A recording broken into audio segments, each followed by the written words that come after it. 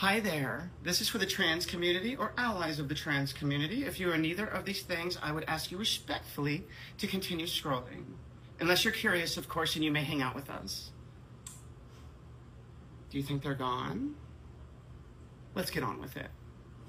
My name is Andy. I am a teacher of the art of Jeet Kune Do. I have done this for 22 years. I have been a student in various arts for about 35 years, give or take now. The primary things that I teach is self-defense, real-world self-defense. So if you're looking for ring arts or things like that, you are in the wrong place. I love those things. I practice those things, but that's not what we're here to talk about today. Right now, I want to talk about self-defense with you. Self-defense starts with awareness of ourselves, of our surroundings, who we're with, where we're going, what we're going to be doing there. We're not doing this to raise your anxiety levels. It will actually lower your anxiety levels. Treat it like a game. I always kind of think of it like I'm Robo-Woman. So, like, let's take Tarjay, for example. When I walk, let's start from the very beginning.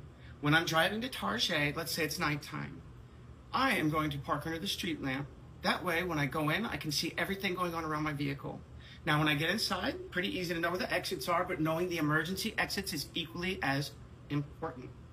Now, if I'm there alone, I'm going to be more aware, like Robo-Woman, of every single human in there. I kind of treat it like a game.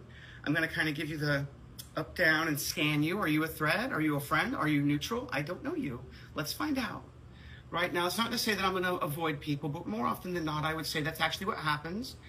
I'm the type that when I go in, I just want to shop. I don't know if you're the same. Drop it in the comment. I'm very task-oriented. Now, let's say we're in Tarjay, and I just love saying it that way, but somebody's approaching us and we are sensing hostile intent, not anything physical, probably going to say something. Me personally, I'm going to avoid them. I'm going to change lanes. They're going to have to follow me to say this comment. I don't care.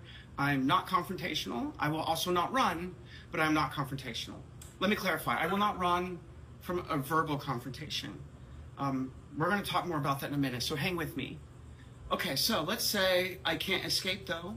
I'm in line about to check out, which is actually where it happens to me the most. It's always some expert behind me that's about to either, we know, I don't like to talk about negative stuff. So let's say this expert behind me has said something non-affirming. It is your choice to engage them. I can tell you how I like to do it. I give them the little up, down, and I say, I appreciate your opinion. You have a great day. No matter what they've said, I am not going to give that energy back, which kind of brings me to the next phase. Let's say they've gotten closer into our personal space. They have not done anything. They are just right here now. Take a couple of steps back. Let them know that you do not find it comfortable that they are in your personal space. If they do it again, time to go, right? I'm going to give you one of these if you keep doing it. Have a great day. Remember, it is completely free to be loving and respectful. Now, with this person, you can take the love out, but you can still be respectful. Let's continue on. Okay, this brings me to the meat of it. I am seeing a lot of self-defense videos, mostly by our allies, our big, muscular, strong allies. I love you. I love our allies so much. Without them, I wouldn't even be able to be here, so thank you. You cannot tell someone that weighs 150 pounds how to punch someone in the face that outweighs them by even 50. There are weight classes for a reason, okay? And secondly, and I think even more importantly, if the person that's defending themselves doesn't actually have a good, strong base of how to throw a punch, because when you punch, there's give in your fist. So if you don't know what you're doing, you are going to break your hand and now you are in immense pain.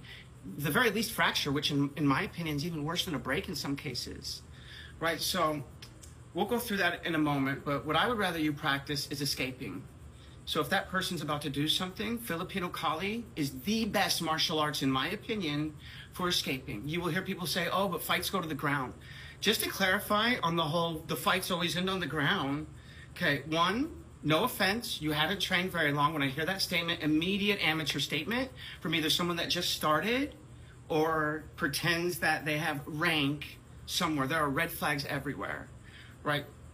That is a police statistic that was done in California, just so you're aware. Most fights, especially when you're trained properly, they don't end on the ground. They end with one person on the ground, and if it's us, running away. Notice what I said. Once they're down, we run.